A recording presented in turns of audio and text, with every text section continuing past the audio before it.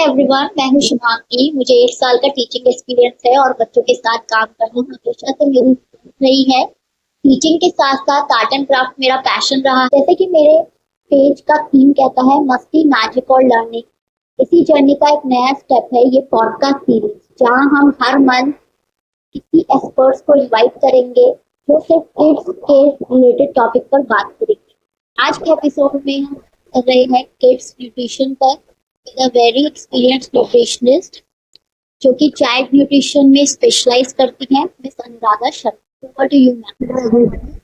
I am dietitian Anuradha Sharma. मेरा 13 साल से ज़्यादा का एक्सपीरियंस है क्लिनिकल न्यूट्रिशन में। मुझे मौका मिला एम्स दिल्ली से भी एक पीडियाट्रिक एंडोक्रिनोलॉजी डिपार्टमेंट में रिसर्च का, जिसमें हमने बहुत कुछ सीखा कि चाइल्ड न्यूट्रिशन के बारे में कैसे इंडिया में सिनेरियोज हैं और हमें उसको ट्रीट करने के लिए क्या क्या करना चाहिए, कैसे काउंसलिंग्स करनी चाहिए। And I am really thankful कि Shubhangi has invited me today so that उस नॉलेज को मैं और भी थोड़ा सा स्प्रेड कर सकूँ। देखिए, सबसे ज़्यादा गलती मुझे ऐसा लगता है कि इंटरनेट पे डिपेंडेंसी। हम लोग एक्चुअल प्रोफेशन की बात ना सुनकर इंटरनेट पे बहुत ज़्यादा सर्च करने लगते हैं एंड इंटरनेट पे मिस इन्फॉर्मेशन काफ़ी है।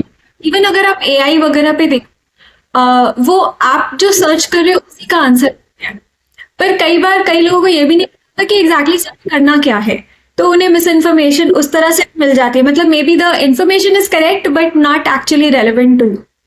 तो ये एक बहुत बड़ा एरर पेरेंट्स करते हैं। And kids are not younger adults, okay, they are kids. That's a different, there is a different definition. Infant है, टॉडलर है, बच्चे हैं, उनकी ग्रोथ एंड रिक्वायरमेंट की अलग रिक्वायरमेंट्स होती हैं। तो जो कुछ भी हम इंटरनेट पे देख रहे हैं, काफी लोग ये भी अप्लाई करते हैं कि बड़ों को ऐसे तो बच्चों को थोड़ा सा कम करके वही सेम चीज दे सकते हैं, व्हिच डजंट रियली वर्क। सो लोगों ने एक्सपीरियंस लोगों से भी पूछना बंद कर दिया है। सी, आई एम नॉट सेइंग कि हमेशा जो एल्डर्स कहते हैं वो करेक्ट ही होता है, काफ़ी बार वो भी मिस इन्फॉर्मेशन होती है, लेकिन बहुत सारी चीज़ें एक्सपीरियंस से उन्हें पता होती हैं जो कि आजकल हम इंटरनेट के चलते बिल्कुल नहीं सुनना चाहते। जैसे मैं एक सिंपल सा एग्जाम्पल देती हूँ। जैसे हम जब छोटे थे तो हमें कहा जाता था कि नहीं, इतनी दाल तो खानी ही है, सब्जी ज़्यादा खाओ, ज़्यादा रोटी चावल मत खाओ, और ज़्यादा अचार नहीं खाना, कम खाना होता है, थोड़ा खाना होता है, या मीठा इतना ही मिलेगा, अगर भुजिया इतना ही मिलेगा, अगर भूख लगी है तो गाजर खाओ, संतरा खाओ। So these were the things which elders already knew. मतलब न्यूट्रिशन कोई बेसिक न्यूट्रिशन कोई बहुत बड़ी रॉकेट साइंस नहीं है, बेसिक न्यूट्रिशन सबको पता होता है। Clinical nutrition is a challenging thing कि चलो किसी को बीमारी हो गई है तो पता होना चाहिए कि भाई क्या खाना है, कैसे मैनेज करना है, everything, that's a study. But basic nutrition की नॉलेज है इंडिया में जनरली, बट हम लोग वो सुनना ही बंद कर चुके हैं कि दादी बोल रही है फिर तो गलत ही होगा। यू नो, ठीक है, कुछ चीजें होती भी नहीं कह रही कि बिल्कुल सब सही, बट फिर भी इतनी मिस इन्फॉर्मेशन हमने इंटरनेट से कलेक्ट कर ली है and we have started dependency so much that it is actually। साल से 10 साल के बच्चे के लिए एक आइडियल डेली डाइट क्या होनी चाहिए, जो कि स्कूल भी जाता है और फिर घर में भी रहता है? इसका एक बहुत सिंपल सा आंसर, एक कॉन्सेप्ट है प्लेट। ओके, जैसे मान लीजिए कि एक प्लेट है जो गोलाकार, उसे आप पाई चार्ट की तरह समझिए। तो उसमें दिन का अगर हम डिवाइड करें तो वो 25% जो है वो होना चाहिए हमारे, जैसे कि राइस, इडली वगैरह जो भी बच्चा खाते, दलिया, sewaiya, what ever. 25% from protein rich foods. चाहे वेजिटेरियन है तो आप दाल, दूध, दही, पनीर, सोया वगैरह प्रोटीन रिच फूड्स, और नॉन वेजिटेरियन है तो वो भी आप इंक्लूड कर सकते हैं, प्रेफरेबली लीन मीट। उसके अलावा 40% should be vegetables, okay, and 10% should be fruits. ये एक बेसिक विजिबल अंडरस्टैंडिंग है कि कैसे खाना देना चाहिए। This is true percentage wise, it is true for adults also. It's a very simple concept. अब इस एज से इस एज तक क्या देना चाहिए, now that is a critical question, because हर एज में बच्चे की ग्रोथ हो रही है, उनकी रिक्वायरमेंट्स डिफरेंट है, ग्रोथ भी डिफरेंट होती है। ओके, बिलो 7 बच्चों में इम्यूनिटी भी लो होती है, तो उनकी रिक्वायरमेंट्स भी डिफरेंट है। उसके मल्टीपल ग्रोथ स्पर्ट्स आते हैं बच्चों के। बच्चों की एक्टिविटी लेवल बहुत अलग होती है एज कम्पेयर टू अडल्ट्स। तो ये सारी एनालाइज करके उन्हें कितना खाना देना चाहिए, इसकी टेबल्स अवेलेबल हैं। मैंने भी एक बुक को ऑथर की है, उसमें भी हमने टेबल दिया है कि एक बच्चे को किस एज ग्रुप में कितना खाना देना चाहिए। लेकिन मैं आपको एक एग्जांपल बताती हूँ। लाइक मेरे पास एक न्यूट्रिशन की बच्ची आई, 2 ईयर ओल्ड, जब वो फर्स्ट टाइम मेरे पास आई तो मैंने डाइट प्लान दिया कि ऐसे देना है, एंड आप ये किताब भी ले लीजिए ताकि फ्यूचर में कैसे कैसे चेंज करना है आपको पता होना चाहिए।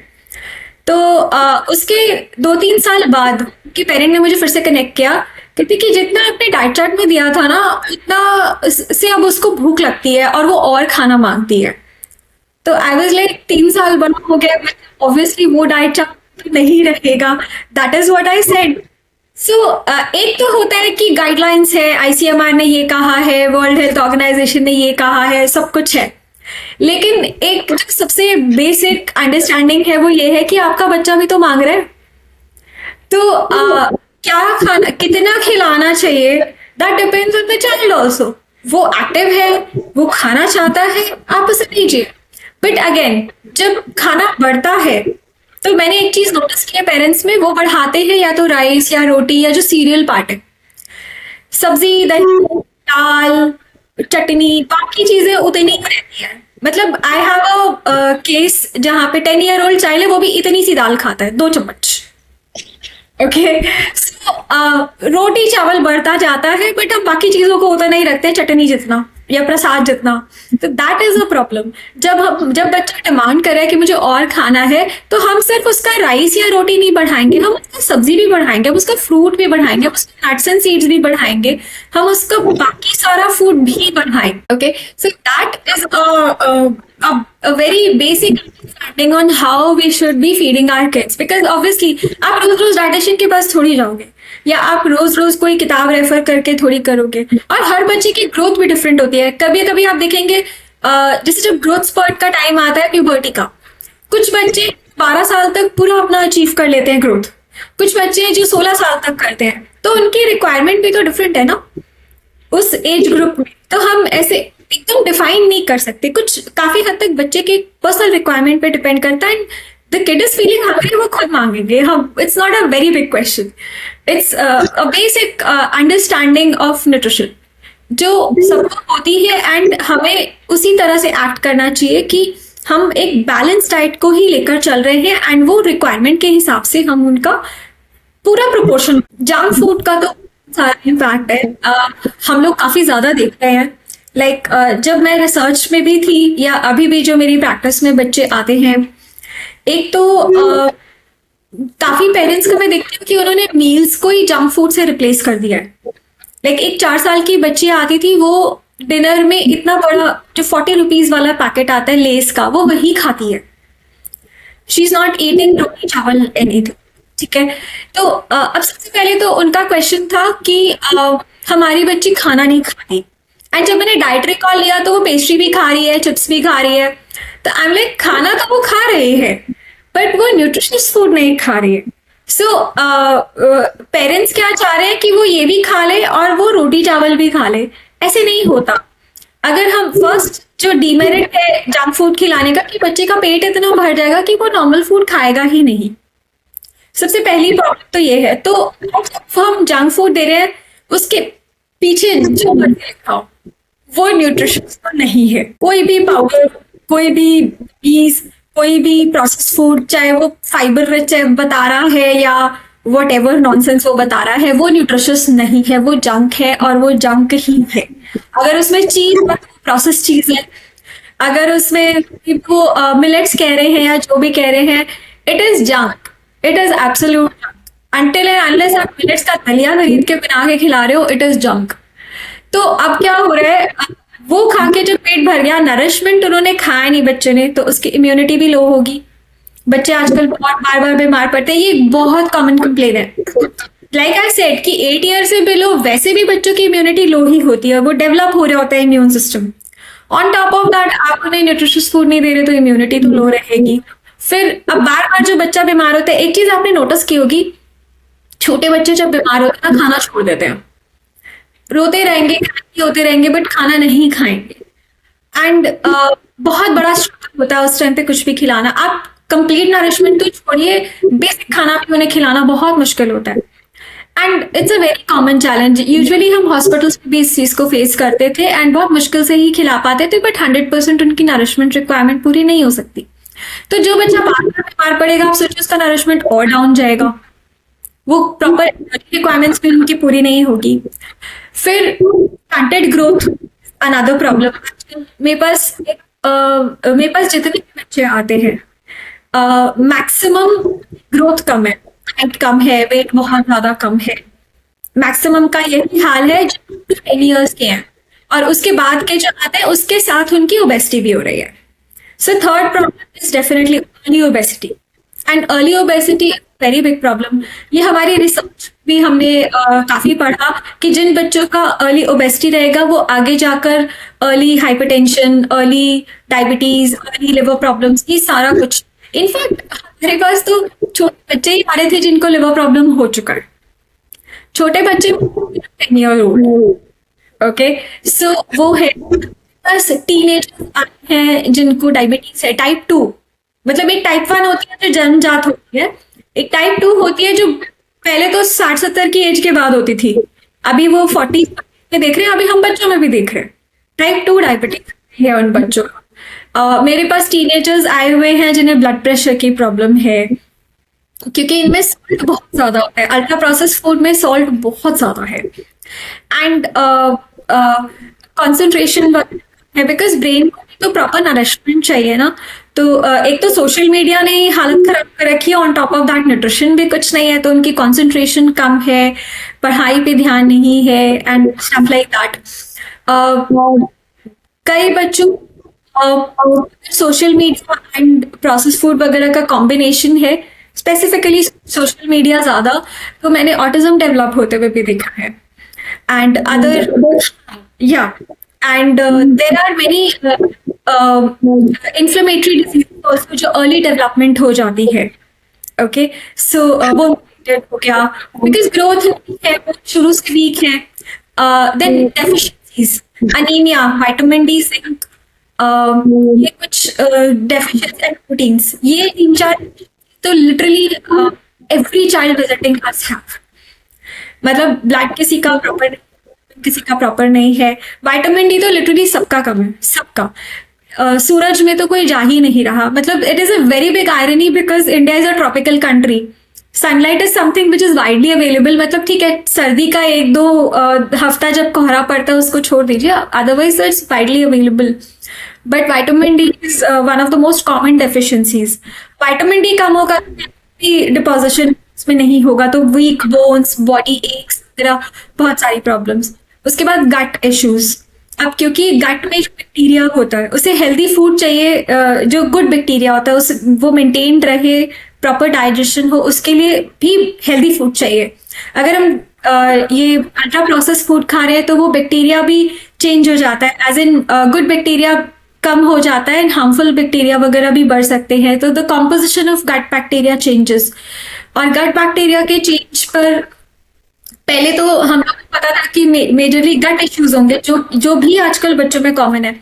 आपको मैं एक केस बताऊं, मेरे पास एक 5 साल का बच्चा आया था, उसे इतने ज्यादा एलर्जीज थे जो मैं बहुत शॉक हो गई थी। जेन्युइन एलर्जीज वगैरह थी, ऐसे नहीं कि बच्चा नखरे कर रहा है, उसे एलर्जीज थे एंड प्रॉपर रैशेस बन रहे थे वो चीजें खाने से। एंड उसका जंक फूड का मैं story, see I don't have to actually but ये एक सामने डेफिनेटली आता है कि जब भी कोई छोटा बच्चा मेरे पास आता है किसी प्रॉब्लम के साथ, तो मैं मदर की प्रेगनेंसी का भी पूछती हूँ। तो उनकी मदर ने पूरी प्रेगनेंसी में फिर एक पाउडर आता है, डॉक्टर को उन्होंने कहा कि हमें कुछ खाया नहीं जा रहा है, तो उन्होंने कोई पाउडर दे दिया और पूरी प्रेगनेंसी उन्होंने खिचड़ी और वो पाउडर ही खाया, कोई नरिशमेंट प्रॉपर नहीं हुई उनकी। So I don't know child born with such heart issues. देखिए, जब बच्चा वomb में बन रहा होता है तो मदर क्या खा रही है उसका काफी इफेक्ट पड़ता है ना हमारी बॉडी में। हर फूड को रिकग्नाइज करने के लिए और डाइजेस्ट करने के लिए एंजाइम्स वगैरह होते हैं, और वो एंजाइम्स बनेंगे ही नहीं, बच्चे की बॉडी उसको रिकग्नाइज ही नहीं करती। तो और इम्यून सिस्टम उसे फॉरेन बॉडी समझने लगा, क्योंकि वो जो पार्टिकल्स हैं, फूड पार्टिकल्स हैं, उनको बॉडी ने रिकग्नाइज ही नहीं किया। तो वो बच्चे को एलर्जीज और इंटॉलरेंसेस हो गई।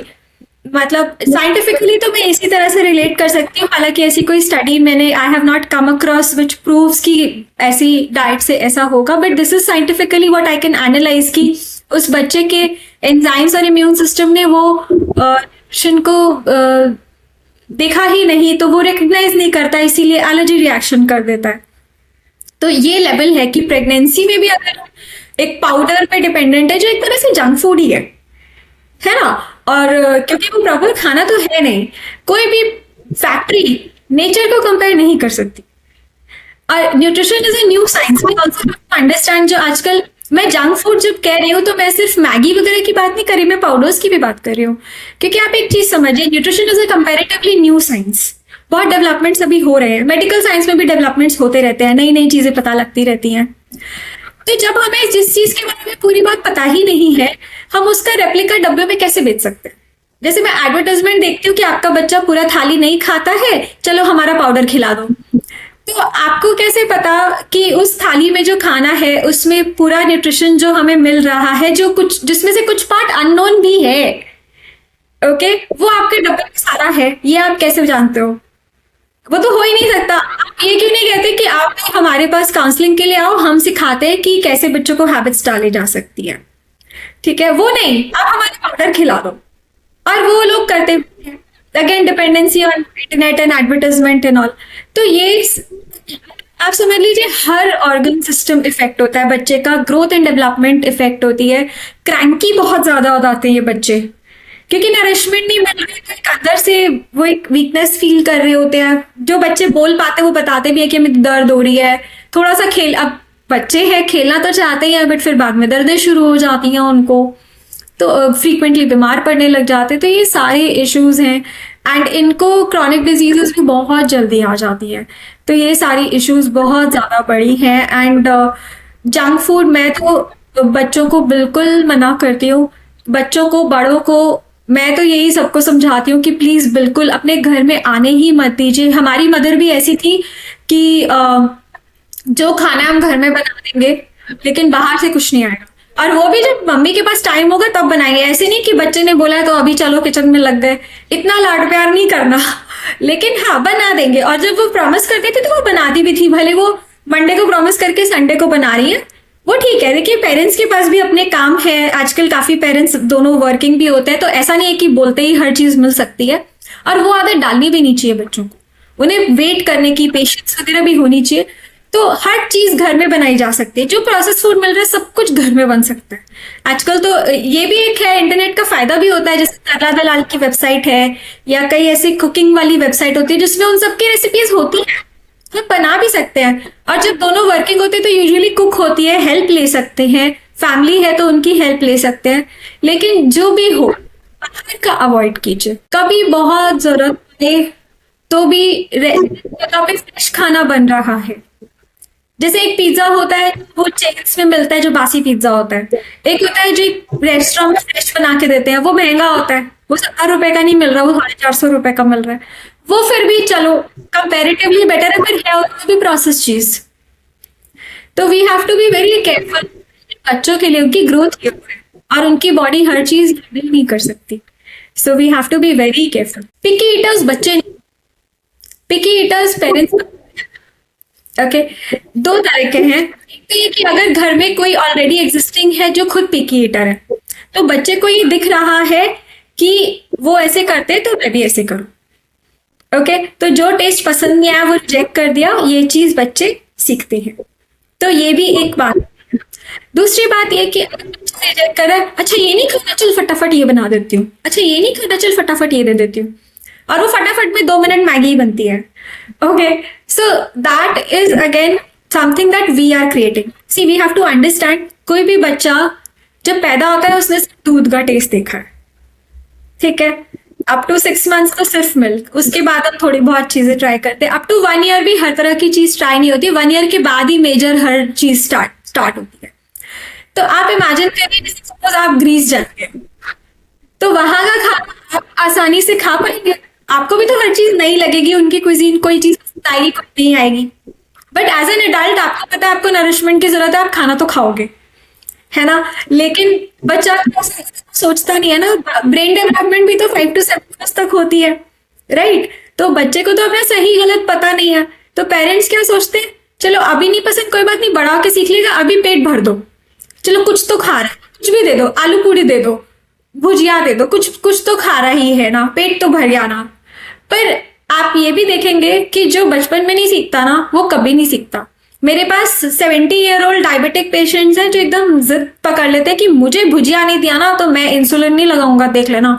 और सही में उन्होंने घर में एकदम तमाशा कर दिया कि मुझे भुजिया दो नहीं तो देख लेना, मैं नहीं खाऊंगा. और ब्लड प्रेशर इतना हाई, मैं कहाँ अलाउ करूं.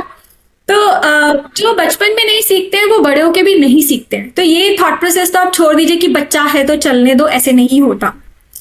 दूसरी बात ये है कि जब भी बच्चे ना हम 6 months to 1 year जब हम देते हैं तो सॉफ्ट फूड्स देते हैं. उसके बाद आप देखिएगा कि हम लोग हर तरह का नॉर्मल फूड देना शुरू कर देते हैं, लेकिन बच्चे ना 2 टेक्सचर्स एक साथ नहीं खाते. लाइक जैसे अगर हम पुलाव बनाएंगे तो चावल सॉफ्ट है और वेजिटेबल्स क्रंची है तो बच्चे उसको रिजेक्ट कर देते हैं. सब्जी सब्जी सब्जी सब्जी सब निकाल देते हैं, पोहा में से, उपमा में से, पुलाव में से सब्जी निकाल देते हैं. तो मैंने एक पेरेंट को बोला ये एक्सपेरिमेंट करके देखिए, आप राइस अलग बनाइए, सब्जी अलग, वो खा लेगा. और उस बच्चे ने एक्चुअली खा लिया. वो मिक्स्ड टेक्सचर्स नहीं खाना चाहते, पर आप अलग अलग दोगे तो वो खा लेते हैं. जैसे सब्जी रोटी के साथ खा लेंगे क्योंकि उनका टेक्सचर मैच करता है, दाल चावल खा लेंगे क्योंकि वो टेक्सचर मैच करता है. Multiple textures and all everything try करते करते में थोड़ा टाइम लगेगा. तो एकदम से वो रिजेक्ट कर देते तो पेरेंट्स सोचने लगते कि वो सब्जी नहीं खाता. तो ऐसा नहीं है कि वो सब्जी नहीं खाता, वो सब्जी खा लेगा लेकिन वो मिक्स टेक्सचर्स नहीं खाएगा. और हाँ, कुछ ऐसे टेस्ट होंगे जो वो रिजेक्ट करेगा, तो हमें बार बार ट्राई करना पड़ेगा. एक बार ट्राई किया उसने नहीं खाया, फिर 2 हफ्ते बाद फिर ट्राई करिए. और हम एक साथ बच्चे को बहुत सारे टेस्ट भी नहीं ट्राई करा सकते.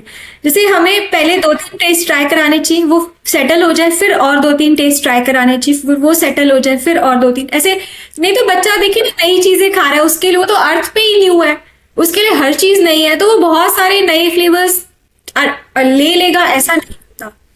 हाँ, कुछ बच्चे होते हैं जो खाने के बहुत शौकीन होते हैं, वो कर लेते हैं, बट हर बच्चा ऐसा नहीं होता. मैक्सिमम बच्चे रिजेक्ट ही करते हैं. तो we have to understand that part also कि उनके लिए बहुत नया है. हमारे लिए कोई चीज नहीं होगी तो हम भी इतनी इजीली एक्सेप्ट नहीं करेंगे. कई हम शक्ल देख के चीजें रिजेक्ट करते हैं, तो वो भी एक फैक्टर होता है कि बच्चे ने बहुत सारी चीजें, जैसे पेड़ देख रहे हैं हर जगह, ग्रीन ग्रीन ग्रीन ग्रीन. अब वो पेड़ से तो हम कुछ खाते नहीं है, स्पेशली अर्बन बच्चे तो देखते नहीं है कि पेड़ से हम कुछ खा रहे हैं. तो जब उनको वो ग्रीन ग्रीन कुछ दिखता है ना, भले उसका टेस्ट अच्छा हो, उनको पता भी नहीं, वो देख के ही रिजेक्ट कर देते हैं कि ग्रीन है, जैसे ग्रेप्स नहीं खाने. क्यों? क्योंकि वो ग्रीन है, क्योंकि वो तो लगा हुआ होता है ना, वो खाने की चीज थोड़ी लग रही है उनको उतनी बुद्धि है उनकी. तो like I know this friend of mine, उन्होंने बताया कि उनकी बेटी जब 2 साल की थी, ग्रेप्स तो एकदम आउटराइटली रिजेक्टेड.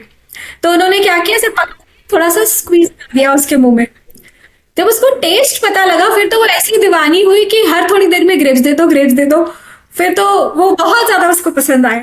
तो कई बार बच्चे सिर्फ देख के रिजेक्ट कर रहे होते हैं for reasons unknown to us, क्योंकि वो ब्ला ब्ला तो बोल रहे हैं, अब हमें समझ भी नहीं आ रहा कि वो रिजेक्ट क्यों कर रहे हैं, राइट. तो we have to keep trying in some way or the other. और एक आइडिया मैं आपको बताती हूँ, ये मेरी मम्मी का आइडिया होता था and this is something which really works on everybody. हम लोग के घर में ना त्योहार पे या हम कभी रेस्टोरेंट में जाते हैं या कुछ ऑर्डर करते हैं, खाना जो स्पेशल वाला खाना आता है, रिच फूड जो आता है, उसकी हम लोग आपस में बड़ी तारीफ, वाओ ये कुकी जब की पेस्ट्री कितनी टेस्टी लग रही है ना, ये छोले भटूरे तो आज बहुत ही अच्छे बने, मजा आ गया, you know this is what we do. लेकिन जो हम रोज की रोटी सब्जी दाल चावल बनाते हैं उसको हम ऐसे नहीं बोलते. तो बच्चों के मेमोरी में क्या है, हम एक तरह से इनडायरेक्टली उनकी साइकोलॉजिकल कंडीशनिंग कर लेते हैं कि रिच फूड टेस्टी है, वो हमें अच्छा लगना चाहिए और बाकी फूड अच्छा नहीं है. तो मेरी मम्मी ये चीज करती थी, अरे खिचड़ी बनाई है ना, जो बीमारों वाली खिचड़ी होती है जो खाली हल्दी नमक डाल के बनाई जाती है, अरे वाह, आज तो ये खिचड़ी इतनी टेस्टी बनी है, घी डाल के तो मजा आ गया, बहुत टेस्टी है। एंड दही खा रही है, आज तो एकदम आइसक्रीम जैसा दही जमा है, ये तो बहुत ही टेस्टी है। तोरी की सब्जी, जो मतलब मैक्सिमम बच्चे हेट करते हैं, मेरी मम्मी बिल्कुल एकदम खाली प्याज और थोड़ा नमक हल्दी वगैरह डाल के ही बनाती थी। अरे आज तो तोरी इतनी फ्रेश आई है, एकदम मजा आ गया, इतनी टेस्टी सब्जी बनी है। वो कुछ भी बनाती थी उसको ऐसे ही कहती थी। मूंग की दाल जो बच्चे कभी नहीं खाना चाहते, वो भी ऐसे ही। आज तो नींबू डाल के मूंग की दाल बनाई है, घी का छौंक दिया है, मजा आ गया। तो हम लोग की ना कंडीशनिंग होती थी, कुछ तो बहुत इंटरेस्टिंग खा रही है, जो हमें क्यों नहीं दे रही, इतना बैठ के तारीफ करे जा रही है, लाओ भाई हमें भी दो। तो हमारी पहले से ही कंडीशनिंग हो गई कि ये जो भी है बहुत टेस्टी है।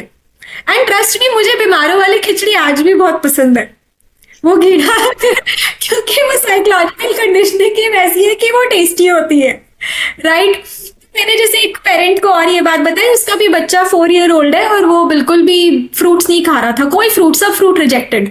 तो उन्होंने क्या किया, वो एक ग्रेप्स ही लेकर बैठे अपने सास और बहू दोनों, एंड खा रहे हैं और टेस्ट के लिए तारीफ करे कि वाह ये तो बहुत टेस्टी है ना, मजा आ गया। तो वो खेल रहा है, उसको नहीं ऑफर किया, वो आया, पहले तो देखा फिर भाग गया कि ये ग्रीन है, ये तो रिजेक्टेड। फिर वापस वो बार बार तारीफ करे तो वापस आया, फिर एक ट्राई करके गया, फिर वो हर थोड़ी देर में खा के जा रहे हैं, क्योंकि ग्रेप्स टेस्टी तो होते हैं, राइट। तो हम लोग ना बेसिकली बच्चों की साइकोलॉजिकल कंडीशनिंग अननोइंगली कर ही देते हैं, जिसकी वजह से वो पिकी ईटर बन जाते हैं। हम चाहे तो वो हर चीज खाएं। टिफिन का एक प्रॉब्लम होता है, टिफिन में ना बच्चों के पास लिमिटेड टाइम होता है। तो अगर हम वहां पर पुलाव या बिरयानी जैसी चीजें देंगे ना, वो नहीं खा पाएंगे, तो टिफिन वापस आता है। We have to give finger foods. ये ना मेरी एक फ्रेंड है, वो आलू के पराठे इतने इतने से बना के देती है, 4 साल की बेटी है उसको, तो लाइक वो पिक करके खा सकती है, राइट। तो वो फर्क पड़ता है कि वो स्पून से खाने वाली चीजें। एक पेरेंट आए थे, 3 ईयर ओल्ड के 2 ट्विंस थे उनके, तो वो कहते कि अब चावल हम लोग सब खा रहे चम्मच से, तो उनको भी चम्मच से ही खाना है, बच्चे तो कॉपी कैट्स होते हैं। और वो चावल मुंह तक जा रहा है और वो सारा वहीं गिर रहा है, क्योंकि मुंह के अंदर डालना तो आता ही नहीं है, और खाना अपने आप है। और which is a very good habit, खाना बच्चों को अपने आप ही खाने देना चाहिए। तो बच्चे तो खा ही नहीं पा रहे, तो फिर वो साइड से अपनी चम्मच से भी डाल रहे हैं कि भाई कुछ तो खाएं, तो उस तरह से वो खा रहे हैं। एटलीस्ट बच्चे को लग रहा है कि मैं खा रहा हूँ, तो वो उनको खुशी है कि हाँ फाइन। तो बच्चों की जो टेक्निक्स होती है इलेबोरेट मील खाने की, वो धीरे धीरे डेवलप होती है। तो छोटे बच्चों का टिफिन हमेशा फिंगर फूड्स होना चाहिए। तो वो भी एक फैक्टर होता है काफी बार रिजेक्शन का। मतलब पेरेंट्स कहते हैं घर पे तो खा लेते हो, पता नहीं टिफिन में नहीं खा के, तो ये भी एक factor. So these are few idea. मेरी बेटी है, लेकिन वो बिल्कुल भी पिकी ईटर नहीं है, लेकिन मुझे ये आइडिया अच्छा लगा कि उसकी मेंटल कंडीशनिंग आप ऐसे देखो तो वो खाई ले फिर वो। नेक्स्ट क्वेश्चन है, ग्रोथ और इम्यूनिटी के लिए कौन से न्यूट्रिशन बच्चों के लिए सबसे ज्यादा इम्पोर्टेंट? अगेन मैंने आपको बताया बैलेंस डाइट। हमारी बॉडी में हर न्यूट्रिएंट का अपना रोल है। भले हम विटामिन डी हमें थोड़ी सी क्वांटिटी में ही चाहिए, भले विटामिन B12 हमें थोड़ी सी क्वांटिटी में चाहिए, लेकिन वो एब्सेंट रहेगा तो हमारी हेल्थ खराब रहेगी, राइट। अब जैसे सपोज एक घर बन रहा है, ठीक है, उसमें मेजरली तो ईंट पत्थर चाहिए, सीमेंट चाहिए, पेंट चाहिए, whatever. Nuts and bolts limited चाहिए होते हैं, लेकिन वो नट्स एंड बोल्ट्स नहीं होंगे तो दरवाजा खड़ा तो नहीं होगा ना।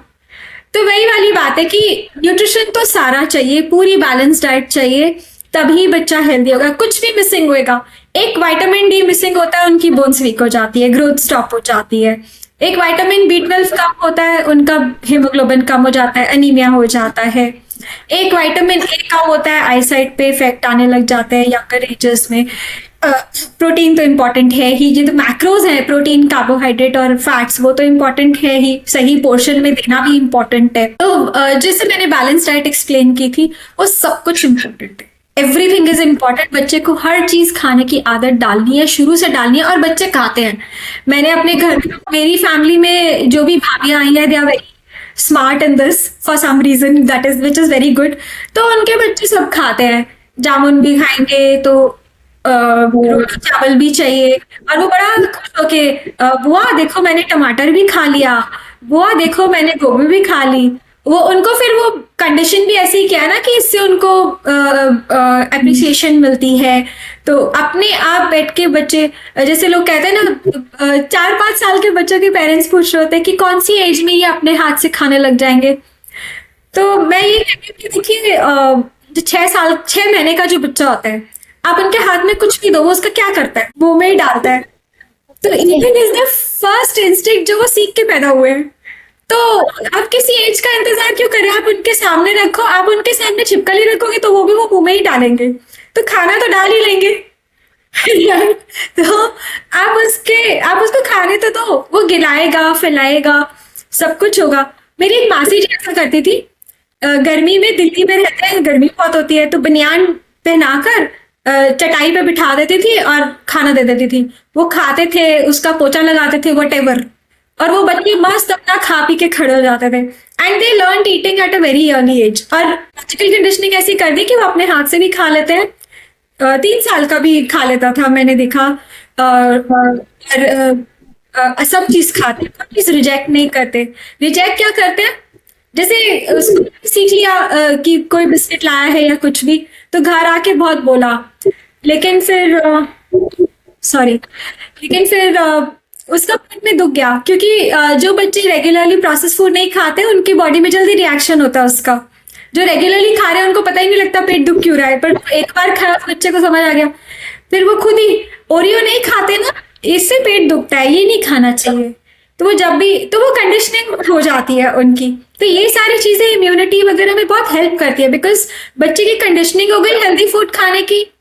एंड ट्रस्ट मी, वो बच्चे जल्दी से बीमार नहीं पड़ रहे, उनको स्लीपिंग साइकिल भी उनकी अच्छी है। जैसे आजकल पेरेंट्स कई बार बोलते हैं ना कि रात को नाचते रहते हैं, सोते नहीं है या डिस्टर्ब रहते हैं, नहीं, उनकी स्लीपिंग साइकिल अच्छी है। बिकॉज ठीक है, बच्चा तो खेलना चाहता है, बट स्लीप साइकिल उन्होंने बना रखी है कि अच्छी है, और वो सो भी जाता है टाइमली, दोपहर को नैप भी लेता है, एंड सब चीजें खाता है, तो से इन्फेक्शंस भी नहीं होते। हालांकि 7 ईयर का भी हुआ नहीं है, बॉडी में इम्यूनिटी डेवलप, मिट्टी में भी खेलता है, में भी जाता है, पर ऐसे नहीं कि बहुत जल्दी जल्दी बीमार पड़ रहा है, ऐसा भी नहीं है। इम्यूनिटी बहुत अच्छी है, एंड गट भी सही है, ऐसे नहीं कि जैसे कॉन्स्टिपेशन आजकल पेरेंट्स बहुत कॉमनली बताते हैं, उसका ऐसा कोई इश्यू नहीं होता है, क्योंकि वो सब चीज खाता है, सैलेड भी खाता है, उसको गाजर पकड़ा देते हैं या खीरा पकड़ा देते हैं, खा लेता है, कुछ भी खाता है। That improves immunity a lot, की हर चीज, क्योंकि हर फ्रूट में, हर वेजिटेबल में, हर ग्रेन में, हर दाल में अलग अलग न्यूट्रिएंट्स हैं। हम सब चीज वेराइटी की से कभी कभी खाते रहेंगे तो ही हमें सारे न्यूट्रिएंट्स प्रोवाइड होते हैं। तो उसी से उनकी इम्यूनिटी बेटर होती है, उसी से उनकी ब्रेन भी बेटर होती है, उसी से उनकी एक्टिविटीज, उनका स्लीप साइकिल, सब कुछ, एवरीथिंग इज डिपेंडेंट ऑन। एक वो कहावत है ना, पेट भरा तो जग भरा। मतलब न्यूट्रिशन मैनेजमेंट पूरा बॉडी को मिले प्रॉपर, तो बच्चे क्रैंकी भी नहीं होते। मेरी भी बेटी है, तो मैंने भी उसकी कंडीशनिंग ऐसी कर रखी है, कुछ चीजें मैं चेंज करूंगी, लेकिन हाँ वो भी ऐसी है मोस्टली। मतलब उसका न्यूट्रिशन टाइम पूरा फिक्स कर रखा है मैंने शुरू से लेके। तो चटाई पे बैठ के खिलाना ना, वो जब 6 मंथ्स के बाद हमने उसको चटाई पे बैठाना शुरू कर दिया, तो वहीं पे बैठ के वो, मेरे पास पिक्चर है, मतलब कि उसमें पूरी दही लगी हुई है उसके मुंह पे, पूरे हाथों पे। और आज का डेट है कि वो सब कुछ खाती है, टच वो, और वो सबको खिलाती भी है, और कभी भी भी नहीं करती। That's amazing. Yeah. तो नेक्स्ट क्वेश्चन है, स्क्रीन टाइम बढ़ने से किड्स की ईटिंग हैबिट्स पर क्या इफेक्ट पड़ता है और पेरेंट्स इससे कैसे हैंडल करते हैं? बहुत फर्क पड़ता है, क्योंकि जब हम कुछ, हमारा ध्यान कहीं और है ना, तो हम माइंडलेस ईटिंग करते हैं, उसमें क्रेविंग ज्यादा होती है, उसमें ऐसी चीजें हम क्रंची है चाहते हैं जो यूजुअली यूजलेस ही होता है, तो अल्ट्रा प्रोसेस की तरफ ज्यादा ध्यान जाता है। थोड़ा सा ये भी है कि एडवर्टाइजमेंट्स भी बहुत आता है, तो बच्चे फिर होते हैं, और स्क्रीन टाइम पे आप हमेशा देख कि बच्चे क्या देख रहे हैं, वो उसमें क्या दिखा रहे हैं, तो पता भी नहीं लगता वो कहाँ से क्या सीख लिया उन्होंने।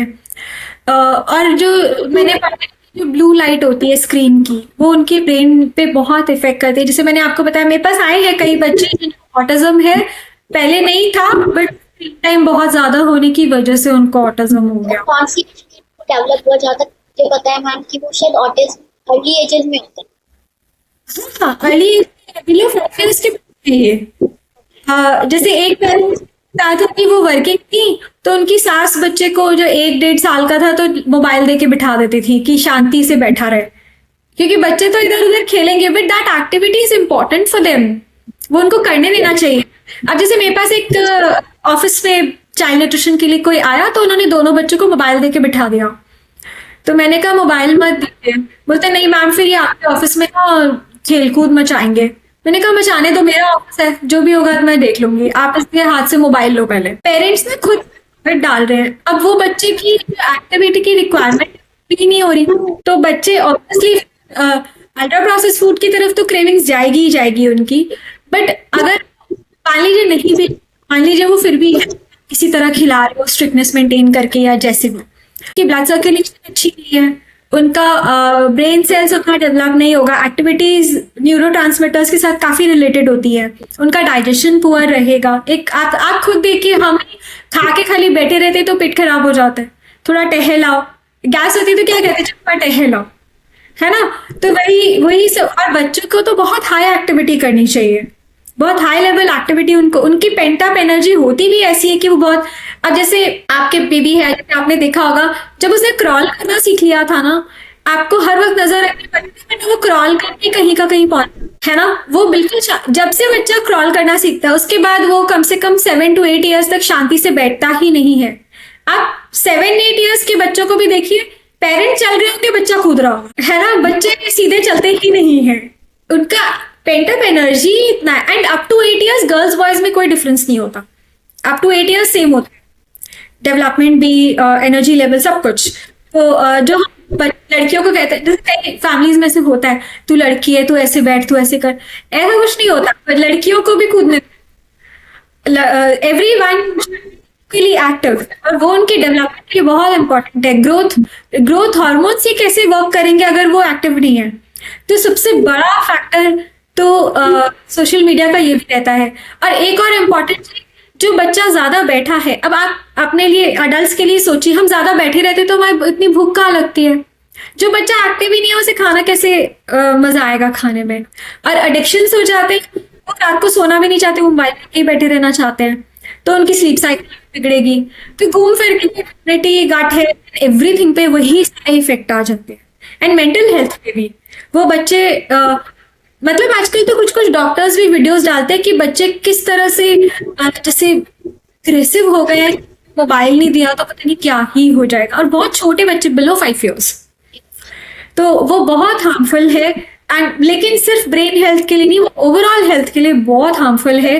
और अगर हम जैसे पेरेंट्स कहते हैं कि अरे वो तो बैठता ही नहीं है, फिर अरे तो हमें बिठाना क्यों है, मत बिठाइए ना। कितनी तरह के गेम्स आते हैं, जैसे मैं जब हमारे घर के बच्चे या फ्रेंड्स के बच्चों के लिए गिफ्ट लेने जाती हूँ, इतनी तरह के गेम्स आते हैं, बच्चों को दीजिए। अभी जैसे मेरी एक फ्रेंड है, उसके घर में गई थी, तो एक और बच्ची की पड़ोस की आई हुई थी, स्कूल से आते ही बच्चों ने चेंज भी नहीं किया, चेस खेल रहे थे। 6 साल के बच्चे, उन्हें चेस खेलने नहीं आती, बट वो चेस उनको इतना क्रेज, बैठ के चेस खेल रहे, और मोबाइल पे नहीं, एक्चुअल बोर्ड वाला लकड़ी वाला चेस, और इतने इंटरेस्ट से खेल रहे, मोहरे चलाने भी नहीं आते, फिर बहुत इंटरेस्ट से खेल रहे हैं। मैंने कहा ये कलयुग का चेस चल रहा है जिसमें जो मर्जी जैसे मर्जी लड़ाई करता है। लेकिन अब देखिए, बच्चों को दूसरी चीजें दोगे तो वो उसमें इंटरेस्ट लेंगे। अब आप ये कहोगे कि नहीं आजकल के बच्चे तो मोबाइल ही लेते हैं, ऐसे कुछ नहीं होता। और वो सेम फ्रेंड का मैंने थोड़ा दिन पहले एक और चीज नोटिस की थी, जैसे वो मटर छिलने बैठी तो दोनों बच्चे आ गए, मटर छिल रहे हैं उनके साथ, 2 बच्चे उनके 6 साल के, 3 साल की है, तो वो दोनों बच्चे मटर छिलने बैठ गए। अब मटर कैसे छिल रहे हैं, ऐसे तोड़ा और मटर सारे उड़ गए। अब नॉर्मली पेरेंट्स क्या सोचेंगे, अरे हमारा काम बढ़ा रहे हैं, नहीं नहीं तुम मोबाइल लेके बैठ जाओ, तुम मत करो। उसने क्या किया, हाँ छीलो, मटर तो छील ही रहे, उसने बोला मटर धोने तो है ही, गिर रहे तो क्या हुआ, अपना घर है, साफ ही है, बाद में उठा के धो लेंगे तो क्या हुआ, एटलीस्ट वो मोबाइल नहीं देख रहे। तो और भी बहुत सारी चीजें हैं, हम बच्चों को अपने ऐसे छोटे छोटे कामों में भी, 3 साल की बच्ची मटर छिल सकती है, सोचिए, है ना, कलरिंग दे सकते हैं। मेरी एक फ्रेंड है, वो और उसकी बेटी और पड़ोस के जो बच्चे आते हैं वो म्यूजिक चला देती है विदाउट टीवी, वो डांस करते रहते हैं। तो उनकी एक्टिविटी भी हो जाती है। और अगर जैसे कोई नहीं आ रहा तो लैपटॉप लेके पार्क चली जाती है कि बच्चे पार्क में खेल रहे हैं, वो लैपटॉप पे अपना वर्क फ्रॉम होम कर रही है पार्क में बैठकर। तो देखिए, जहां पेरेंट्स एफर्ट करते हैं वहां पे बच्चे नहीं देखते मोबाइल वगैरह। पेरेंट्स को एफर्ट तो करती। Child bearing is a very detailed task. हम ये सोचे कि मोबाइल के भरोसे बच्चे को छोड़ दें और उसकी परवरिश हो जाएगी, ऐसे नहीं होता। मेहनत तो करनी पड़ेगी, चाहे आप वर्किंग है या नहीं है। मेरे को एक बार एक स्कूल प्रिंसिपल ने ऐसी ऑनलाइन उसके लिए बुलाया था कि हमें ना पेरेंट्स की आप वो लीजिए क्लास, वो टिफिन में चॉकलेट भेज रहे हैं या बिस्किट्स भेज रहे हैं, बच्चों को कोई प्रॉपर नरिशमेंट नहीं है। तो उसमें एक पेरेंट ने मुझे बोला कि नहीं नहीं मैम, हम दोनों वर्किंग है, सुबह हमारे पास खाना खिलाने का या बनाने का टाइम नहीं है, इसीलिए हम ये पैकेज फूड्स दे देते हैं। तो आई वाज बहुत अफसोस था कि अगर आपके पास टाइम नहीं है तो आपको बच्चे नहीं पैदा करने चाहिए थे। I know this sounds very rude, but then the child needs proper nourishment. आप ऐसे कैसे बोल सकते हो कि अब हमने पैदा कर लिया बट अब हमारे पास टाइम नहीं है? ऐसे नहीं होता। मेरी बेटी मेरे साथ 1 साल की जब वो थी, तब से लेकर अभी तक वो मेरे साथ आर्ट एंड क्राफ्ट करती है। वाह, जल्दी शुरू कर दिया था क्योंकि वो मैं करती थी तो वो भी कर रही है, और उसने बहुत जल्दी कलरिंग, बहुत अच्छी कटिंग करती है वो। स्टेज के बच्चे, उसके साथ के नेबर्स, जो बच्चे मेरे फ्रेंड्स के, वो नहीं करते। मतलब आप बच्चों को जो सिखाओगे बच्चे वही सीखेंगे। आई कंप्लीटली एग्री से आपको लाइव एक्सपीरियंस है। हाँ। तो नेक्स्ट क्वेश्चन की तरफ चलते हैं मैम। स्कूल टिफिन के लिए कुछ क्विक, हेल्दी और प्रैक्टिकल फूड आप जो शेयर करना चाहते हैं? हाँ देखिए, कुछ भी खाना बने थोड़ा टाइम तो लगेगा, और जैसे मैंने हेल्दी प्लेट का बताया था, उसमें फ्रूट चले आप किसी तरह और टाइम स्नैक में दे सकते हैं, लेकिन बाकी 25% सीरियल, 25% प्रोटीन और 40% वेजिटेबल तो होना ही चाहिए। दैट इज कंपल्सरी, ठीक है। तो हम काफी सारे ऑप्शंस बना सकते हैं। जैसे सपोज हमने, और अगेन टिफिन में फिंगर फूड्स होना चाहिए, जैसे मैंने बोला, ताकि वो पिक करके छोटा छोटा उठा के खा सके। तो जैसे मान लीजिए आपने एक स्टफ पराठा बनाया है, स्टफ रोटी बनाई है, उसमें बीच में पनीर को रोल करके दे दिया और पीसेस काट के दे दिए, तो उसमें पनीर प्रोटीन हो गया, वेजिटेबल स्टफिंग हो गई, आटा हो गया। तो वो आपका एक है। उत्पम भी सेम तरीके से बनाया जा सकता है, क्योंकि उत्पम में रवा और दही तो होता ही है, ऊपर आप वेजिटेबल्स डाल दीजिए, उसको कट करके दे दीजिए। जैसे हम पिज्जा भी देते हैं एक बार, उसी तरह से सूजी या रागी का चीला भी पनीर या सोया के रोल्स करके बना सकते हैं। वेज पनीर और सूजी की मिला के आप टिक्की भी बना के दे सकते हो, घर की बनी हुई टमाटर चटनी या धनिया चटनी वगैरह के साथ। तो ऐसे finger foods usually, frankly being a clinical nutritionist I am not really very great at cooking. मैं कुछ ही आइडियाज दे पाऊंगी। और अच्छा रहेगा, जैसे मैंने बताया ना, तरला दलाल की जैसे वेबसाइट है, उसमें आप सर्च करिए आइडियाज फॉर किड्स टिफिन, और ऐसी रेसिपी सर्च करिए जिसमें प्रोटीन, सीरियल और वेजिटेबल तीनों हो, और बहुत अच्छे अच्छे आते हैं, बहुत ही अच्छे अच्छे उसमें आते हैं। एक हमने देखा था इडली में उड़द दाल और चावल दोनों है, उसी में आप वेजिटेबल्स भी डाल दीजिए बैटर में और स्टीम करके दे दीजिए। It's a very good snack. Pick करके खाना है तो बच्चे खा भी लेंगे। आप उसको 4 पीसेस भी कर सकते हैं कि चलो अगर इडली बड़ी है, बच्चा उतना नहीं कर पा रहा है, तो आप 4 पीसेस करके साथ में आपने घर की बनी हुई कोई पीनट चटनी, कोकोनट चटनी के साथ उसको दे दिया। तो और इंडिया में 28 स्टेट्स, हर स्टेट की अपनी कुजीन है। आप सर्च करने जाएंगे, इतने वंडरफुल आइडियाज हैं। और आप देखिए, इंडिया की हर कुजीन में ना यही पैटर्न है शुरू से। आप जैसे एक सीरियल होगा, चाहे वो रोटी, चावल, इडली वगैरह जो भी हो, वेजिटेबल्स होंगी और एक प्रोटीन रिच फूड होगा। अब वो कोस्टल है तो वो फिश होगा, अगर वो प्लेन वाले हैं तो वो छोले राजमा भी हो सकता है, दाल भी हो सकता है, या किसी भी तरह से। लेकिन पैटर्न से ये हेल्दी प्लेट वाला ही है। यूएस भले क्लेम करता है कि इजाद किया है, लेकिन इंडिया में तो आप देखिए सारे स्टेट्स के सबकी थाली ऐसी ही है। तो दिस इज मैं कह रही ना, इंडिया में नॉलेज इज ऑलरेडी एग्जिस्टिंग, हम सिर्फ उसको यूज नहीं कर रहे।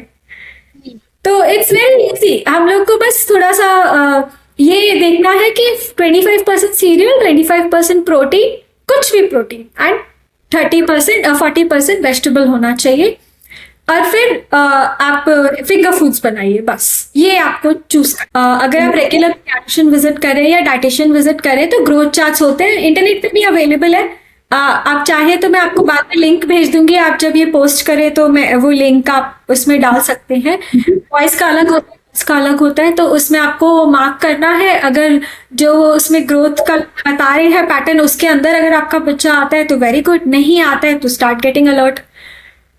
वो बेसिक कैलकुलेशन है और वो बहुत सिंपल चार्ट होता है, उसको प्लॉट करना is also very easy. Age के अकॉर्डिंग आपको वेट जो बच्चे का है वो करना है, और कंपैरेटिव चार्ट वो ऑलरेडी एग्जिस्टिंग है। इंडियन एसोसिएशन ऑफ पीडियाट्रिक्स के चार्ट्स हैं, आप सर्च करने भी जाएंगे तो इजीली मिल जाएंगे, और पीडियाट्रिशियंस देते भी हैं, तो वो ट्रैक करना चाहिए बच्चों का। मैं तो कहती हूँ 18 साल तक ट्रैक करना चाहिए, पेरेंट्स करते नहीं है बट करना चाहिए, इट्स वेरी वेरी गुड। और आजकल तो हॉस्पिटल पीडियाट्रिशियंस दे देते हैं, तो वो आप ट्रैक आराम से कर सकते हैं। एक ही चार्ट आपको 18 साल मेंटेन करना है बस। क्या सप्लीमेंट जरूरी होते हैं बच्चों के लिए, या फिर नेचुरल फूड से सब मैनेज हो सकता है? Supplements other than natural? See food से डेफिनेटली हो सकता है, अगर बच्चा शुरू से सब कुछ खा रहा है तो, राइट। अगर डेफिशिएंसी दी गई है, जैसे मैंने बताया विटामिन डी, B12 वगैरह, ये सब कॉमन डेफिशिएंसी, जिंक वगैरह, लेकिन यूजुअली अगर शुरू से बच्चे को अच्छी हैबिट्स डालते हैं तो सप्लीमेंट्स की जरूरत नहीं होती है। बट सप्लीमेंट्स को लेके एक क्वेश्चन मैं जरूर आपको बोलूंगी, बिना एडवाइस के मत आप डॉक्टर से, डाइटिशियन से सलाह लीजिए।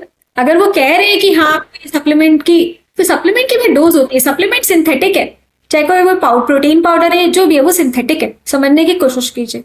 वो आप हमेशा नहीं दे सकते बच्चों को, वो आप अगर आप बच्चे की रिक्वायरमेंट लग रही है तो आप उसको थोड़े टाइम के लिए देंगे, उसके बाद में वो आपको डिसकंटिन्यू करने के लिए भी बोलेंगे। हमें सप्लीमेंट पे डिपेंडेंट नहीं बनाना है बच्चे को। हालांकि आजकल चॉकलेट फ्लेवर, वनीला फ्लेवर वगैरह के आते हैं तो बच्चे उसको टेस्ट पसंद करने लग जाते हैं, तो उसी को कंटिन्यू करते रहते हैं पेरेंट्स। वैसे नहीं करना होता है, इसलिए मैं तो यूजुअली ट्राई करती हूँ कि एकदम फ्लेवरलेस वाला दीजिए, ताकि बच्चों को उसकी आदत ना पड़े। तो कि काफी चीजें जैसे प्रोटीन, तो जैसे सत्तू या नट्स वगैरह के पाउडर वगैरह से भी हम कंप्लीट कर देते हैं। तो हमेशा सप्लीमेंट मैं तो नहीं देती बच्चों को, अनलेस बहुत ही ज्यादा प्रॉब्लम हो, मैं तो नहीं देती। ताकि विटामिन डी वगैरह उनके देने पड़ जाते हैं काफी बार, but then that is according to the dosages. वो कोई कैंडी की तरह हमेशा खाते जा रहे हैं, वैसे तो कैंडी भी नहीं खानी चाहिए, बट खाते जा रहे हैं ऐसा नहीं होता उसका भी। There are dosages, there are rules, इतना ही देना है, इतने ही टाइम तक देना है, उसके बाद फिर टेस्ट कराना है। एक ये मैंने कॉमनली देखा है कि लोग फिर से टेस्ट नहीं कराते। फिर से टेस्ट कराने में क्या, आप जब तक वापस नहीं कराओगे आपको कैसे पता कि वो वापस वो प्रॉपर ठीक हुआ है कि नहीं। और अगर वो ठीक नहीं हुआ और आपने डिसकंटिन्यू कर दिया, इतनी डोज दी थी हमने, खिला हो गया तो, और अगर वो कंप्लीट ब्लड में, फिर वो बार बार डेफिशिएंसी शो करती रहेगी, तो आपको ट्रीटमेंट पूरी तो लेनी पड़ेगी ना। लोग क्या करते हैं, डॉक्टर ने दोबारा 3 महीने बाद बुलाया, अरे वो तो पैसा कमाने के तरीके हैं। ऐसे नहीं होता, वो पैसा कमाने के तरीके नहीं है, वो फॉलो अप इम्पोर्टेंट होता है। वो डेफिशिएंसी को चेक करना होता है कि फिर से तो नहीं शो कर रही है, या अभी भी कम तो नहीं है, और डोजेज बढ़ाने की जरूरत है कि नहीं है। एक थोड़ा इरेलीवेंट टॉपिक में आपको, लेकिन ये एग्जाम्पल मैं सबके साथ शेयर करना चाहूंगी। मेरे पास एक बार एक बच्ची आई थी, उनको स्टमक रिलेटेड काफी इशू हो गया था, डॉक्टर ने डाइटिशियन विजिट सजेस्ट की हुई थी, तो वो मेरे पास आए थे। तो मैंने कहा ये प्रॉब्लम, तो बोलते हैं कि साल की बच्ची थी, इतनी छोटे बच्चे में ये प्रॉब्लम कैसे हुई, यूजुअली नहीं होती है। तो कहते हैं क्या हुआ था ना, वो थोड़े कुछ महीने पहले उसके स्टमक में कुछ इशू आया था, तो डॉक्टर ने उस टाइम जो मेडिसिन दी थी, तो फिर से वो पेट दर्द अभी कुछ दिन पहले बता रही थी, तो हमने सेम मेडिसिन खिला दी, डॉक्टर के पास नहीं गए। बट इस बार प्रॉब्लम डिफरेंट थी, तो उसका रिएक्शन हो गया, उसकी वजह से स्टमक में ऐसे डैमेज हो गया। आई वॉज लाइक कि दोबारा क्यों नहीं गए आप डॉक्टर के पास? तो हमें लगा कि सेम ही प्रॉब्लम है, सेम ही दवाई देंगे, तो हमने दे दी। ऐसे नहीं होता है। देखिए डॉक्टर ने MBBS MD इतनी मेहनत करी है, कुछ तो वो आपसे ज्यादा जानते हैं ना। ऐसे नहीं होता कि आपको लग रहा है कि सेम दर्द है, आपने सेम दवाई दे दी। मुझे इतनी तकलीफ हुई ना कि 5 साल के बच्चे को सफर करना पड़ रहा है, बिकॉज पेरेंट्स ने सिर्फ वो डॉक्टर के 500-700 रुपए बचाने की सोची। तो फॉलो अप इम्पॉर्टेंट होता है, और पैसे कमाने का क्या है, सब कोई काम पैसे कमाने के लिए कर रहे हो, उसके लिए आप डॉक्टर को गलत कैसे समझ सकते हो कि वो फॉलोअप के लिए बुला रहे हैं तो सिर्फ पैसों के लिए। फॉलोअप बहुत इंपॉर्टेंट होता है। डाइटिशियन या डॉक्टर या कोई भी क्लिनिकल प्रैक्टिशनर अगर आपको फॉलोअप के लिए बुला रहा है, आपको जरूर जाना चाहिए, चाहे सप्लीमेंट की डोजेज है, चाहे मेडिसिन है, चाहे कुछ भी हो। लोग अपने खुद के बच्चों की जिंदगी दांव पे लगा देते हैं वो 500 रुपए बचाने के लिए, विच इज वेरी बैड। वो नहीं करना। फॉलो अप सो कोई भी डोज हो सकता है, सिंथेटिक है तो वो उसके लिए भी इम्पोर्टेंट है। और जिसने पढ़ाई की वही जज कर सकता है, आप नहीं जज कर सकते। देखिए, हमें माहौल क्रिएट करना पड़ता है। हम हर चीज खाएंगे, बच्चा भी क्यूरियस होगा, खाएगा। हम चीजें रिजेक्ट करना शुरू करेंगे, बच्चा सीख जाएगा। अडल्ट या बच्चे जो पेशेंट्स आते हैं, फ्रूट की रेगुलर हैबिट तो किसी की नहीं है, नोबडी। रोज फ्रूट्स कोई नहीं खाता, बहुत रेयर कोई ऐसा आता है जो रोज फ्रूट्स खाते हैं। या नट्स एंड फ्रूट्स, ये दो चीज तो रेगुलर किसी का भी नहीं होता। प्रोटीन तो बहुत ही कम खाते हैं सब कोई। तो आप खाएंगे तो बच्चे भी खाएंगे। अब आप अगर दही खाते हैं रेगुलरली लंच में तो बच्चे भी खाएंगे। आप अगर दाल वगैरह हर चीज खाते हैं, बच्चे भी खाएंगे। और बच्चे हर चीज नोटिस करते हैं। जैसे अगर आप बोलोगे ना, अरे धनिया डाल देते हैं, दाल तो धनिया के साथ ही अच्छी लगती है, बच्चे भी ऐसे हो जाते हैं फिर कि धनिया के बिना दाल नहीं खाते, धनिया के साथ अच्छी लगती है। तो आप माहौल क्रिएट करते हैं। आप जो भी बोल रहे हैं, आपको लग रहा है बच्चा सुन नहीं रहा, वो सब सुन रहा है।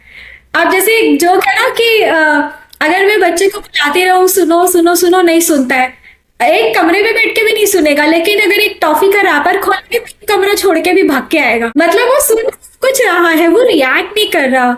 बच्चे बहुत ऑब्जॉर्प्टिव होते हैं, वो अपने एनवायरनमेंट से हर चीज सीख रहे हैं। वो स्कूल से भी तो सीख कर आते हैं। आपके अगर सोसाइटी के गार्ड है, उन्होंने गाली दी है, वो भी सीख के आते हैं। आपको सिखाना पड़ता है कि नहीं बेटा ऐसे नहीं बोलते, या जो भी वो आप सिखाते हो ना।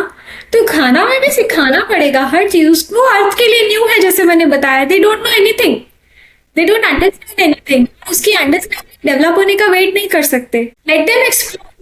वो खाने को खा रहा है कि उसका पोछा लगा रहा है, doesn't matter, but let them explore the food with their own hands. बच्चे आजकल बहुत कॉमन, टीवी या मोबाइल देख दिया और मम्मी किसी तरह खिला रही है 2 घंटे बैठकर। वो 2 घंटे पड़ा हुआ खाना, उसमें क्या न्यूट्रिशन बच गया।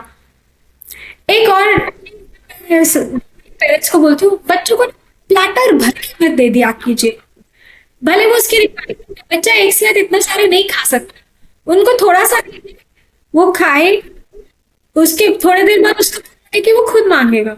बच्चे मांगते हैं, ऐसी बात नहीं, उनका खुद का घर है, वो क्यों नहीं मांगेंगे। बट हम उनको 2 घंटे लगा के खिलाएंगे, फिर एक्सपेक्ट करेंगे फिर वो दूध भी पी ले 1 घंटे बाद। ऐसे नहीं होता। वो 2 घंटे खा के तो ऑलरेडी दुखी हो चुका है। तो ऐसे नहीं होता। वी हैव टू क्रिएट माहौल। खिला दीजिए, 15 मिनट में जितना खाया जाए उसको खिलाकर छोड़ दीजिए। उसको भूख लगेगी, क्या आएगा। और कई पेरेंट्स बोलते नहीं आएगा। आप देखिए तो सही, आप ट्राई तो करिए। मुझे जो पेरेंट्स ट्राई करते हैं वो बाद में हमेशा फीडबैक लाते हैं कि हाँ वो खुद आता है। Just give them the right atmosphere, they will learn. Basically already existing है इंग्लिश में, ये parents handbook on kid nutrition है। तो ये किताब भी all the co-authors are experts in our field. हम लोगों ने चाइल्ड न्यूट्रिशन, क्लिनिकल न्यूट्रिशन में मोर देन 10, 12, 13 ईयर्स एक्सपीरियंस हम लोगों का है। इसमें हमने लैंग्वेज में लिखा है, पेरेंट्स रिलेट कर सकते। कोई बहुत टेक्निकल लैंग्वेज यूज की है हमने।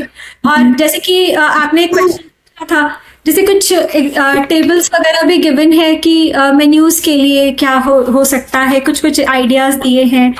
बच्चों को जो भी challenges regarding growth, regarding psychological conditioning या कभी कभी मेडिकल इश्यूज वगैरह भी, तो उन सबके रिलेशन में या कोई डेफिशिएंसी है, कौन सी डेफिशिएंसीज कॉमन है, उसमें क्या होता है बच्चों को, उसको आप कैसे क्योर कर सकते हैं, किस मोमेंट पे आपको जाकर दिखाना ही पड़ेगा, वो सारी चीज़ें आपको इसमें मिल जाएंगी। बच्चों का जैसे आपने ग्रोथ के लिए बोला कि बॉयज़ एंड गर्ल्स के लिए क्या हाइट वेट होनी, इस तरह के टेबल्स भी इसमें गिवन है। जैसे मैंने बताया ना कि ग्रोथ चार्ट्स वगैरह होते हैं, तो यूजुअली ये सब अवेलेबल है। इसके अलावा जैसे टाइप 1 डायबिटीज के बच्चे हैं, कोई भी मेडिकल इशू है तो कैसे उनकी काउंटिंग वगैरह में कैसे करना चाहिए, या अगर कोई भी रिलेटेड प्रॉब्लम्स है, बेसिकली इसको स्टोरी टाइप में थोड़ा एक्सप्लेन भी किया है ताकि पेरेंट्स रिलेट भी कर पाए कि अच्छा हाँ ये इशू हमें, हर न्यूट्रिएंट कितना जरूरी है, किन सोर्सेज क्या है, ये सब सिंपल लैंग्वेज में हमने ये किया है। और जो हमारी आने वाली किताब है वो इसी का हिंदी वर्जन है, क्योंकि ऑब्वियसली हम इंडिया में रहते हैं, बहुत लोगों को इंग्लिश कभी नहीं लगती, रीड करने के टाइम पे हम चाहते हैं कि हिंदी में बता दो, दादा दादी भी पढ़ लेंगे, इजी रहेगा। और अभी तक का फीडबैक काफी अच्छा है, डॉक्टर्स वगैरह ने भी बहुत पसंद किया, क्योंकि सिंपल लैंग्वेज में लिखा है, पेरेंट्स रिलेट कर पाए, इस तरह से पूरा गिवन है। और जैसे मैंने आपको बताया कि चार्ट्स वगैरह सब अपनी जगह है, फिर आपका बच्चा भी जानता हो उसे भूख कब लग रही है, वो चीज हमेशा याद रखिए। गाइडलाइंस है, सब कुछ है। और अगर आपको कोई इंफॉर्मेशन चाहिए ही तो कोई ऐसी ऑथेंटिक जगह से ही लेने की कोशिश करें, हर इंटरनेट के उस पे मत चाहिए, वो मैं जरूर बोलूंगी। और इसके अलावा एक और किताब मैंने लिखी है, क्योंकि हम लोग जब काउंसलिंग करते हैं हम यही देखते हैं कि लोग ना एग्जाम्पल्स से ज्यादा रिलेट करते हैं। तो ये तो टेक्निकल किताब है, पर वो किताब मैंने स्टोरी फॉर्म में लिखी है कि बच्चों को फूड हैबिट्स बचपन से ही होनी क्यों इम्पोर्टेंट है, लाइफस्टाइल अच्छी होनी क्यों इम्पोर्टेंट है, अडल्ट्स के लिए भी। तो उसमें स्टोरी के रूप में मैंने अपने आसपास जो एक्सपीरियंसेस देखे हैं हॉस्पिटल्स में, पेशेंट्स में, उनकी स्टोरीज बना के लिखी है। अब देखिए कहानी में तो एंड में सब अच्छा करना पड़ता है, एक्चुअली कुछ स्टोरीज उसमें है which did not and well, but अच्छा कैसे किया जा सकता है उसका आइडिया मैंने स्टोरी में देने की कोशिश की है। तो उस कहानी वो अभी रिलीज नहीं हुई है, अभी थोड़े टाइम में वो आएगी। उस बुक का नाम है बुरी माँ। बुरी माँ इसलिए क्योंकि बच्चों को माँ बुरी लगती है, क्योंकि माँ डिसिप्लिन कर रही है, हर वो चीज करने के लिए कह रही है जो बच्चे नहीं करना चाहते। तो वो वाली बुरी माँ पर वो कहानी है कि, और एंड में वो बच्चा खुद ही एक्सेप्ट करता है कि माँ बुरी ही होनी चाहिए, नहीं तो हमारी लाइफ कभी भी नहीं सुधर सकती। राइट। तो इस तरह से मैंने एक स्टोरी फॉर्म में टीनेजर बच्चों के लिए वो स्टोरीज है, तो वो भी आपको मैं जल्दी उसकी इंफॉर्मेशन दूंगी, तो आप उसका भी ट्राई कर सकते हैं। Thank you so much. ये पूछना चाहूंगी, आपकी ये बुक Amazon पे अवेलेबल है? हाँ जी, मैं इस लिंक आपके साथ शेयर कर दूंगी, अभी Amazon पे अवेलेबल है। ये पॉडकास्ट जो है वो YouTube पे और Instagram पे दोनों पे देख सकते हैं। हमें फॉलो जरूर करिए, मैम को फॉलो करिए, और हम कोशिश करेंगे पॉडकास्ट के बाद हम क्वेश्चन और आंसर का एक वो रखें मैम के साथ, ताकि आप एक ही दिन हम उसके लिए स्लॉट बुक करेंगे मैम के साथ, ताकि उसी दिन सारे क्वेश्चंस के आंसर वो दे सके आपके। तो अगर आपको हमारा पॉडकास्ट अच्छा लगा तो प्लीज़ इसको शेयर ज़रूर करिए और मैम को भी फॉलो करिए। Thank you so much for listening to us. आप कुछ बोलना चाहेंगी? Thank you so much. Writing child nutrition very special for me, इसीलिए हमने अपनी पहली किताब किड्स न्यूट्रिशन पे ही लिखी। आगे जाके वुमेन न्यूट्रिशन वगैरह और भी लिखेंगे, लेकिन child nutrition is specially very important to me and for everybody, because हमारी पूरी जिंदगी की नींव बचपन ही है। अगर वो अच्छा है तो पूरी लाइफ हेल्दी एंड हैप्पी रह सकती है, एंड वो अच्छा नहीं रहे तो लाइफ बहुत ज्यादा डैमेज हो सकती है। So we should be very careful about child nutrition. मैं सबको यही सलाह दूंगी। Thank you so much. Thank you ma'am.